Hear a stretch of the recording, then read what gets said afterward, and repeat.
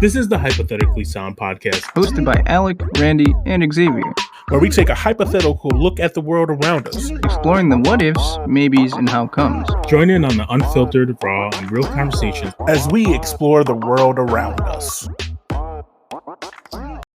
Welcome to Hypothetically Sound. Huh? Nothing, I didn't say anything. You definitely said something. I definitely did not say anything. Welcome to Hypothetically Sound. You do this every time. I hate you. No. Welcome to Hypothetically Sound. We're coming at you guys with a new concept. Again, feels like we're always coming with a new concept, but this one's very simple. We're just going to talk about the weekly happenings, the trending topics, and just relax and talk. That we're into. Nothing super political. Like, obviously, everything in the world is politicized now. Politicized, it's not a word.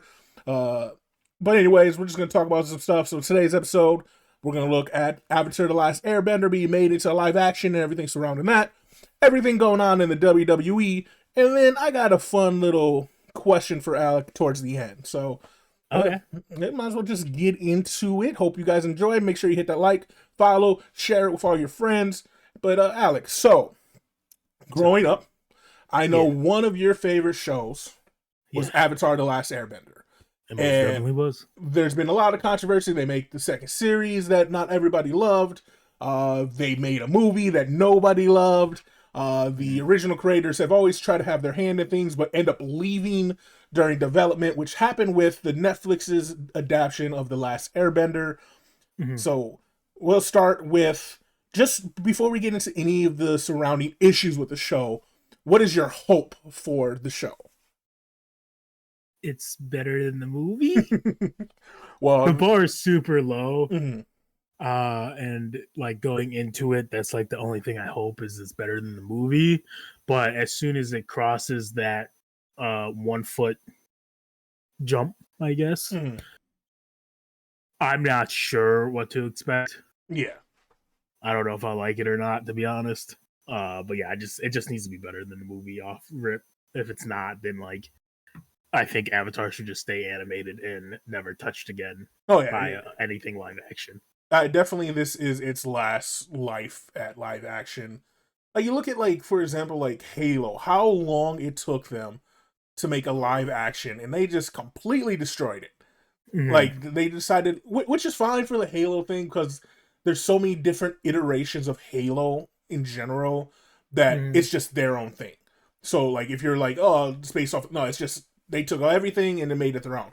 The Airbender has a very specific framework, story, so there's not much for interpretation when it's already put out for you. The whole thing is there. You know what happens in the future. It talks about the past, the present, so you know what happens. It would be like, for example, we're reading The Hobbit right now, and The Hobbit in the movie is almost 1 for 1. Like, it's very similar. There's not much deviation in the movie from the book. And that's what they need to do with this Netflix show, is stay with the sources, and we know they're not doing it because the sources left. Yeah, pretty much. And like, it's already been proven that if you just stick to the source material, people will tend to like it more, i.e. One Piece. Mm-hmm. The most ridiculous fucking show they could do, and it was good. Yeah, it was fantastic, and it got people that only watch live action started watching the anime. That long, drawn-out anime people are watching. The 3,000 episodes or whatever it is. It's like 1,000 something. Yeah, just wild. But, so we know already that it's going to be slightly better than the movie because they actually pronounce the names correctly. Yeah. So that's good. And we know that the bending isn't reliant on needing the element there to do it. So firebenders can create fire, and waterbenders can use water. Like, obviously, waterbenders don't bend. Actually, no, it's just fire. Like, firebending in the movie was dog water. Like, who carries around a fucking candle in a lighter to firebend, man? It's just weird. Speaking of that, we know like blood bending is a thing. So that's the only way like waterbenders can, and it's only like a few people who can do it. Why is it that only firebenders can create the element? Why can't waterbenders create water out of their hand? I've always questioned why they can't just take the moisture out of the air, Mm-hmm. right? Because like it shows that they one of the in a series, one of the characters, the bloodbending woman, old lady, takes the water from like the flowers and the trees around her. Like, Yeah. why can't you just do the moisture in the air? And that makes me wonder, like this is totally off topic of what we're talking about. This is just Last Airbender, me wondering. Is it because the water tribe, unlike the fire tribe, even the earth tribe, isn't reliant on their bending for power? Like the fire benders only want power, so they're forcing their bending to move levels.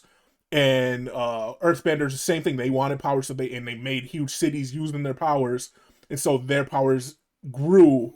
Where waterbenders are very simple tribes that like literally stay to themselves, and other than like the southern tribe, or I mean northern tribe, like the southern tribes just live in huts while the northern tribe like built a city using their powers, but they still didn't expand that much of their powers. You know what I mean? Like use it or lose it. I guess, but then like you're just saying they're uncivilized, and that's the No, it's reason not why they not can't do civilized. No, that. they're civilized. It's just they're not reliant on their powers where everybody else uses their Well, powers for everything. to be fair, I just think they just didn't like waterbending would be ridiculous if they could take the moisture out of the air or Mhm. like not have a simple source of water somewhere. Same with like airbending. Like if these guys are scientists, why can't they just separate, the molecules in the air and then make it poison? You know what I'm saying? Yeah, true. Like it's things that would be like, oh yeah, that would be super cool, but the balance of everything would just be Hmm. kind of not great, right? Okay. So back to the live action version for Netflix. So the big story that came out this week. There have been Yeah. stories about it, like the creators leaving, things like that. The big story is the changes they are making to the characters. The Mm, biggest one, obviously, is toning down the sexism. yeah. What do you think about it? I think that Netflix and the writers of at the live action Avatar just don't like character growth Mhm. and character flaws. It's weird to me because it's like Sokka's sexism comes from like old fashioned war times type stuff. Like he wants to be like his dad, he couldn't protect his mother. So like a lot of his sexism just comes from literally just his tribe being kind of Tribalism, yeah. outdated. Yeah, Hmm. it's tribalism type deal, like men are warriors, women are gatherers type deal. That's why he's extra protective over like Katara because of their mother dying and stuff. Isn't he the But oldest male too in his tribe yeah, I that's believe still so. around? Yeah. And to make it like worse is there is a very clear like little episode or two in the series where Sokka meets the Kyoshi warriors and like gets essentially put in his place and taught that mentality is not correct and women are just as strong as men, and he gains the education he needs to get out of that mindset and grow as a character and a person, right? Hmm. Which obviously he does. He realizes that women can kick ass, especially in Avatar. Women can just kick ass like it's nothing. You know what I'm saying? Yeah. So it's just weird that like I get you don't want the backlash, but at the same time you're taking away a very important character growth because that's also like part of the reason why he starts trusting Katara more to Hmm. do dangerous shit. Yeah. No, it's definitely, as you said, it was, I believe, and like there's people on TikTok that I follow, King Queen Lion, Straw Hat Goofy, them, they came up with some points. It's clearly making this choice and making it public, because they didn't have to say anything about it. By making it public, they wanted to get the backlash now that they control. By saying he's going to be less sexist, you get the hardcore fans are like, that's character development, blah, blah, blah, blah, blah, blah. Which is true. It is character development. It is part of his character. It's not like he was out there like hitting women and thinking women can't do anything. Like that wasn't his character. It was subtle sexism from, like you said, from being the only male in his tribe and being told by every male who left to go fight in the war that he needs to protect the village. He needs to be the man of the village. And so that's what he was doing. And the elder women of the village allowed it to happen because they weren't really afraid of being attacked because they were in a small, like, offshoot village. But it's clear that Netflix wanted this to be the issue now instead of people who didn't know the show. Because there's still a huge base that are going to watch the show because they watch Netflix shows that have no clue about the show and are going to would see this dude being sexist and then rile up a bunch of people like, oh, this show is sexist. Look at Netflix being sexist again. And they just didn't want that to be there. And, like, I guess as a business decision, yeah, it's smart. Changing the PR narrative is obviously something that all businesses do, and we'll get into that when we talk about WWE. But as a fan of the show, it's dumb. As a person who does PR, I understand the tactic. See, I'm confused because, like, is the uproar and potential backlash from hardcore fans before the series come out better than a potential backlash of I don't know what they would call it, like a woke crowd or whatever? Like, how? And they said it doesn't translate well also, which is tough to think about because it's like you said, he just says shit. Yeah. Right? He's like, oh, you're a girl, so you can't throw this. Or yeah, and then he gets his ass whooped by said girl like every fucking time. Yeah. So, like, I'm confused. And his sister is clearly stronger, and he's not a good warrior. Yeah. And he becomes one. He becomes one, but at the beginning, he's not very. Yeah. So it's very weird that they're like, oh, it won't transition onto the screen in a way that, like, makes sense, even though, like, it's really not hard to just be like, he says something minorly sexist and he gets repercussion. Yeah. Like, it's not hard. And like the characters in the series are all very strong women. Yeah.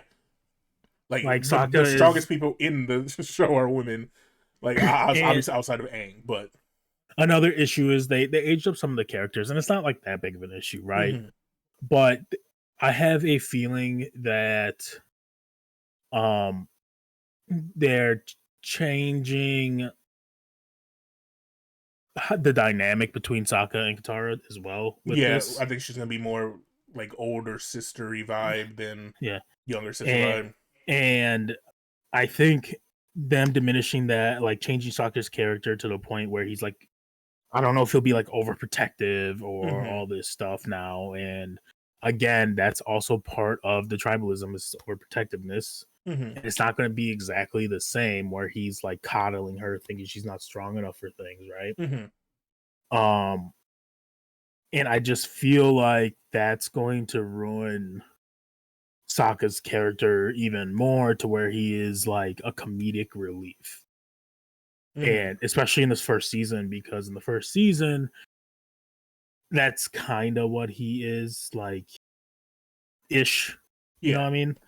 And he doesn't become like the tactician, general, soldier guy until later on. But like he doesn't have much of a character to begin like with, other than like comedic older brother role. You know what I'm saying?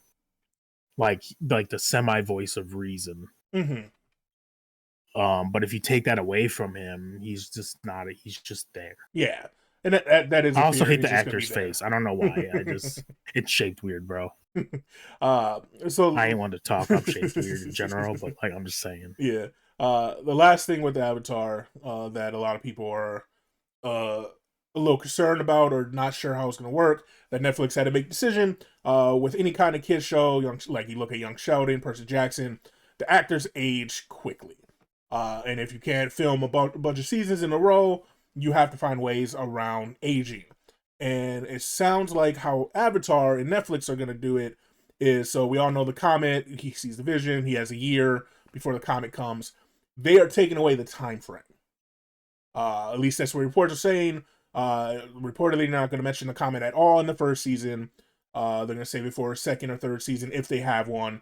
And they want to be able to extend time frames. So like after the first season, depending on how old the kids look, they can jump a year if they wanted to. And so that sounds what they're trying to do for the age thing. It makes sense from a business standpoint when you have actors. I just personally think you need a film when you have children's shows like this. You side on the air of caution and you film multiple seasons, even if you can't put them out. It is also, I will be fair. It is tough because like the whole series of Avatar literally is 1 year. Like, so it's super, super tough. I think the issue with Aang that I read is that they're making him more goal oriented. Yeah. And don't want him to go on like little side adventures, not realizing that this is a 12-year-old boy who has the fate of the world thrusted onto his shoulders.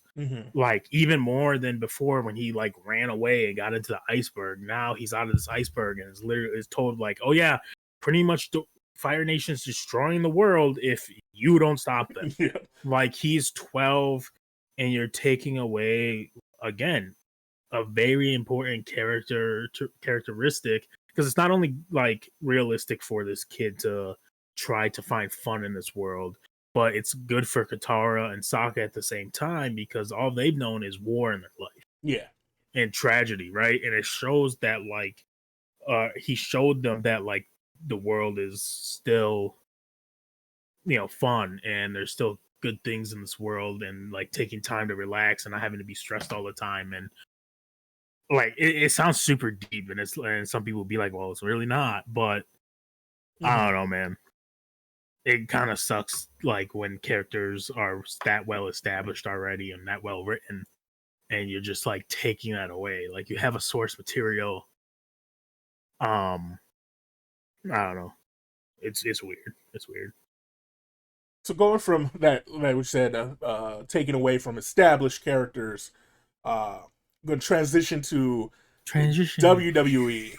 I hope you edit in just like transition. So in the WWE recently, we had the Royal Rumble, and Cody Rhodes won it for a second time. Everybody was super excited, like he's going to finish the story at WrestleMania 40. He's going to face Roman Reigns. And then, so he came out Monday, saw Seth Rollins, talked about him. They were like, people got a little antsy because Seth Rollins like, choose me. And people are like, oh no, they're going to make him choose Seth Rollins. And then he comes to SmackDown on Friday. Roman Reigns is talking. He comes out and he interrupts. And he's like, I'm going to finish my story against you. I want the belt. Just not at WrestleMania. And then The Rock comes out and they have a stare down. And over the last 2 days, We Want Cody has been trending. It's been number 1 to number 5 in the US for the last 2 days. And their video with The Rock has over 500,000 dislikes, which is the highest dislike to like ratio WWE's ever had on YouTube. And people are just upset at The Rock, at Triple H, at WWE. They think The Rock is taking over. They think that... Okay, so the WWE is thinking that The Rock's doing this. Like, I didn't get to see the interaction. No, fans are thinking. Fans are thinking this is what happened, but all they had was like a weird stare down, or... Yeah. But it's being promoted that they're... like, there's apparently a press conference on the 8th that's going to promote WrestleMania stuff, and they're both going to be there. So people are assuming, because no words were exchanged at the so this is the greatest I forgot what it was called. Oh no, this is the greatest like publicity writing that WWE's ever done with zero effort. And this is the reason why. And this, a lot of people are going, oh, it's dumb. No, this is the reason why. Literally the day before The Rock happened, reports came out that not only was Vince McMahon and John Laurinaitis the two people in this lawsuit for sex trafficking and all this nasty, gross shit that Brock Lesnar, apparently Vince McMahon and John Laurinaitis did while leading WWE, but now it has become a federal case where the feds were looking into Vince McMahon and all of them. And so to change the public opinion and to I haven't seen a single thing since The Rock about everything that happened with Vince McMahon. No one's talking about it. They're smart. They're like, oh, we put out this Rock thing. People are going to hate it because they love Cody Rhodes. And that's what happened. It's been all The Rock. TMZ got it. New York Times ran with it. Like they got ESPN ran with it. All these people running with it. Like, oh, Cody Rhodes being dissed. Cody Rhodes came back to the WWE to be overrun by The Rock, just like CM Punk and blah blah blah. And meanwhile, TKO and WWE just sitting there like, yeah, forget about Vince. Forget about Vince. And then you got fans out there who are like, well, I guess they're trying to get rid of the Vince McMahon and the McMahon family in whole, and now it's going to be the Anoa'i family, so Roman, The Rock, and all those are Samoan family are going to run WWE now. And it's like, they're just trying to get you not to talk about Vince McMahon so their stock prices don't plummet. That's all this is. Like, we don't know what's happening. One theory I saw that sounds good is at the press conference, Roman Reigns signs a contract, Rock signs a contract, and then he's like, oh, you didn't read the contract. And he's the special guest referee at WrestleMania, and Cody Rhodes is actually the opponent, which sounds likely. And even if they don't, I don't personally want Roman Reigns to lose. I want him to keep the belt until he beats Hulk Hogan's record. So I'm pretty fine sure, with it. by the way, that fits that theory is 2K24 WWE. They are adding in a guest referee mode back into it, and their tagline is "Finish their story." Yeah. So it sounds extremely plausible. Like they've been setting it up. We know Triple H has been long-term storytelling his entire run as creative director. So, like I said, this was a stunt to get you to stop talking about Vince McMahon, and they already have plans on how they're going to do this, and everybody's going to be super happy. Yeah, it's going to be interesting to see what they do. I think WWE fans are also just kind of crazy and funny. They like to jump the gun on everything. And it's just unfortunate. Like, this could have been, and it still could be one of the best WrestleManias of all time, but with CM Punk being hurt, with Seth being hurt, like, you're losing two big people potentially. Like, there's a chance Seth Rollins makes it back in time, but CM Punk most definitely not. It's unfortunate. But, you know, that's PR for you. You want a masterclass in PR? WWE is really good at doing things to make fans forget, because wrestling fans are very passionate about wrestling. Some unhealthily, but they're very passionate about it. Yeah, that's very true. That's very true. But speaking of social media, we're going to talk about the last thing here. A little fun exercise. One of the things to come from TikTok and YouTube is competitive eaters or just average people eating a lot of food. As a fat guy, clearly I know a thing or two about eating a lot of food. So, with that said, if you were to do a full menu challenge, some of my favorite ones, because it's funny to see these people try to eat $200 worth of food, what menu do you think you could do in one seating, and what one do you think would be the hardest to do? In one sitting? Yeah. Not like an all-day affair. It's like I had to sit down and try to eat the whole fucking menu? Yeah, you get however much time until you either give up or finish it. Dairy Queen? That's a lot of blizzards. Oh, I gotta get every single Blizzard flavor? Every flavor, yeah. Bro, that's crazy. Then that's because a lot of ice cream from anywhere. No, because like Dairy Queen, the blizzards are Dairy Queen, so you couldn't just get one single blizzard. We go to the grill and chill one, and so you have like actual food options too, right? So I only have to get like 3 blizzards to supplement. I don't know. I just feel like it being, I guess, a lot of liquid would fuck you up too, right? So you wouldn't have to get every flavor soda, but if they have like a shake, pop, a slushie, you had to get all those. Damn. Maybe something simple like McDonald's, or probably like McDonald's. But like I don't eat sauces, so it's really tough for me because I feel like McDonald's, like Big Macs and stuff, need the sauce because it's a lot of substance to it. But like let's just say we'll hypothetically say I'll eat it. I honestly think like McDonald's probably be one of the easier ones. Like they've minimized their menu. Maybe Taco Bell. Actually, I think Taco Bell has a minimized menu enough that, like, I think I could maybe. Like, this now, I would Taco Never Bell. win these challenges. In the sitting, no shot. No. But I think I could get close with Taco Bell.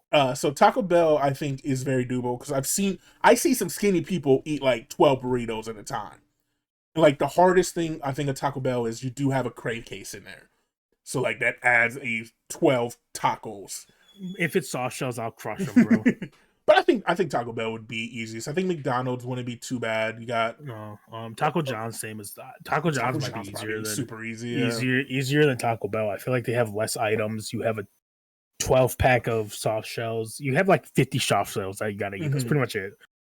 I don't know. We don't go out to eat, so I don't know. I'm saying, I don't eat fast food very often. I think if you have to order multiple things up the menu, I think any pizza joint is pretty much off limits. Like, I don't think that's possible. Like, I don't think you're gonna be able to get like small, medium, large, like pepperoni, or if you have to get like at least one of a small, medium, large with like one of every topping, combined in it. Plus, like, the calzone is a separate thing. The pasta, the wings, the pastas, the wings, the breadsticks. It's a lot of bread. I think pizza joints are done. I think pizza joints are done. I think Subway would be very easy to do. Does that mean like both 6-inch and footlong have each? No. Because on the menu it technically says blah blah blah 6-inch footlong. I think you would break it up like if there's 12 items, 6 foot long, 6-inch. Okay. With your choice of toppings, but it has to be 3 toppings. Right. Wow. It's everything on the menu, man. I'm saying I have to eat every. If it was the works would be hard. If it had to be the works on everything, that would be hard. Never mind. All the sauces too. Oh, gross. Hardest Sonics. In one sitting, Sonics. We've talked about Sonics. I think in one sitting, Sonics is damn near impossible, but I think it is very possible in a full day, like going for breakfast, lunch, and dinner, or breakfast, snack, lunch, dinner type deal, like order, right? I think it's very possible then. I think what was the challenge that we put out? It was like because we talk about this. We've talked about this before, like you said, and I think was it a week I was going to give you to finish the whole Sonics menu, and you could only eat Sonics. Yeah, and I could do it. I could for sure. I think a week's too long. I would give you 3 days. 3 days? I think I could still do it in 3 days. Yeah, I think I could do it in 3 days. Okay, so you guys hear this? You get this to 1,000 views and 500 likes. Alec will do the Sonic menu for a video. Yeah, in a bikini. I'm just kidding. Not the bikini. Not in a bikini. Please, I can't show off the girls like that. No, bro, don't increase that. No, why would you want to see me in that? No, dog, I'm trying to get you your OnlyFans going, dog. Stop. That part just goes on the OnlyFans. Yeah. Mukbang on the OnlyFans, baby. Well, yeah. So that's the episode. This is what we're gonna try to do. Just some fun little quick ones. A weekend recap. I was beatboxing. This is really awkward now at this point. Yeah. I am a weird person. I'm sorry. Very. But it's that time, Alec, where you get to do the thing that everybody comes for. Bro. Yeah, dude. Shout out to all the competitive eaters. Like, honestly, when we talk about this, I go on like a YouTube binge to watch eaters and think about how fucking disgusting I feel watching them and how their tummies have to be fucked up afterwards. And I'm scared to do these challenges. Yeah. I've thought about. I've watched competitive eaters for a long time. I've thought about doing them just to see if I could do it because I'm a big dude. So clearly I should be able to do it. But then I'm like, no. 1, it's a waste of money. 2, I'm gonna die. 3, it's a waste of money. 4, it's crazy. Like, watch this dude named Joel on YouTube. Dude eats 7 pounds of food and then orders 2 burgers and a shake after because he was still hungry. It's not human. It's not human to have a stomach that can do that. I wish I was a cow and had 2 stomachs. But thank you guys again for watching our video, or listening to it if you're not watching it on YouTube. because this is on YouTube as well. So thank you guys again. We hope you enjoyed. Make sure you hit that like, follow, subscribe, everything, you know the drill. That's social media, how it works. You can find us on Podbean, iTunes, everything. And until next time, have a great day. Yeah, you too. Deuces. There's something on my camera. It looks like a dead pixel. Bruh. Thank you for listening to Hypothetically Sound. We hope you enjoyed the episode. All episodes can be found at hypotheticallysound.podbean.com, as well as on Apple, Spotify, and Pandora. For full unedited video versions of the podcast, please visit us at youtube.com/hypotheticallysound.